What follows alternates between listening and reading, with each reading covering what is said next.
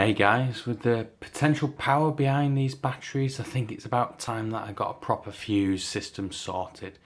So I've decided on using this little blade fuse down there. Only joking, I'm going to use this. Yeah, the main ingredient inside this little flux capacitor going on is this fuse here. It's rated for 300 amps at 32 volts. Get these off Evil Bay for just short of £3. This was like £2.80. I got a couple.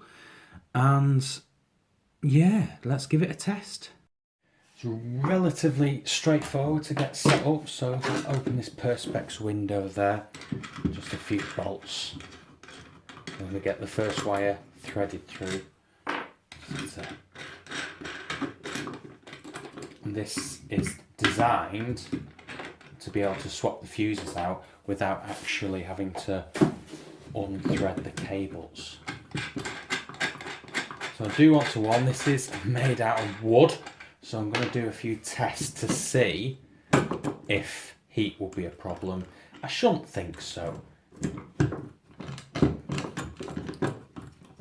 Like I say, it's not going to need constant rethreading and whatnot, because it's designed to just dismantle the top half where the fuse is, and then this goes on top like that. A couple of washers and a wing nut, and then once the other half's threaded in, you put the cover on. Bob's your father's brother. Some finishing touches, last wing nut onto this fuse here. There we go. I'm going to leave the Perspex lid off because we're going to measure the temperature with this thermometer here. Okay, wire it up, contact. There we go.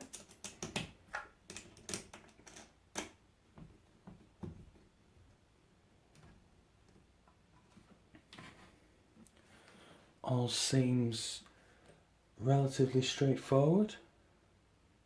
I'm going to energise.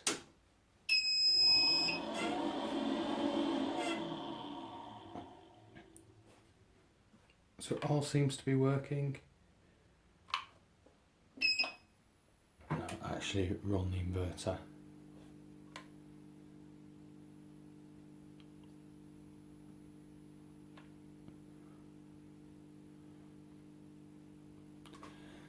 Quite pleased with that. Let's try it under some loads. Right, I've got a 2 kilowatt hairdryer here. I'm going to slowly crank it up. See, it's drawing what, 220 watts at the moment, which is 18 amps on the DC side.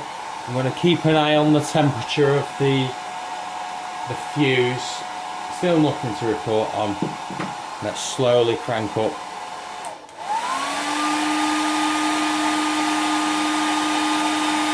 So that's 1200 watts on 240 volts, 118 amps DC.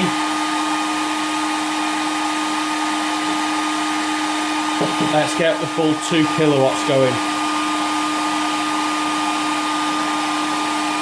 Nearly there. So that's 207 amps. Temperature of the fuse, not fluctuating a little bit. Let's have a nosy. Go over here. We've got 32, 37, 46, 50 degrees.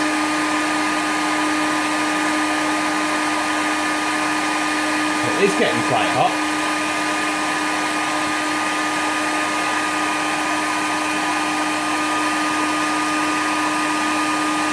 It's 70, 80, 90.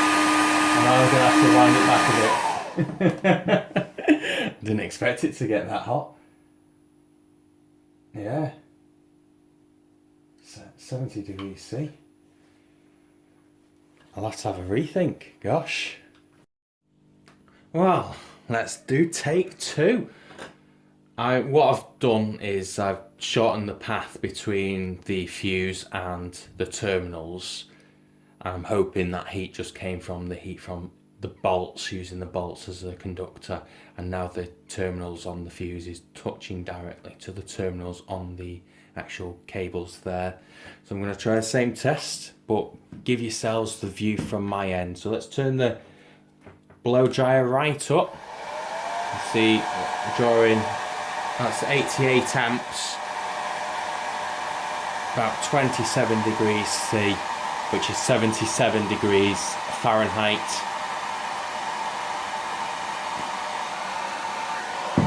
We are drawing about 100 watts at 240 volts. Still relatively decent temperature. Let's go up to the full 2 kilowatt and 240 volts. We're drawing nearly 200 amps at 12 volts.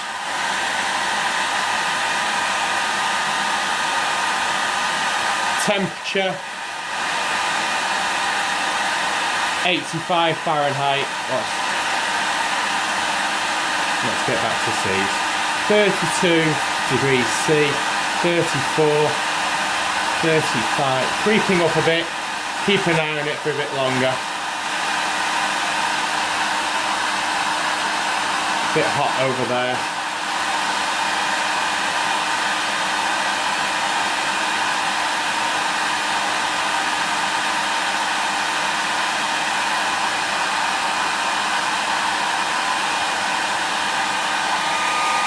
Well, this isn't exciting. Should we just pop it? Well, I've got a load of 4 kilowatts. I've got my trusty fire extinguisher at the ready. I'm hoping to draw about 350, 400 amps at 12 volts. Let's do it.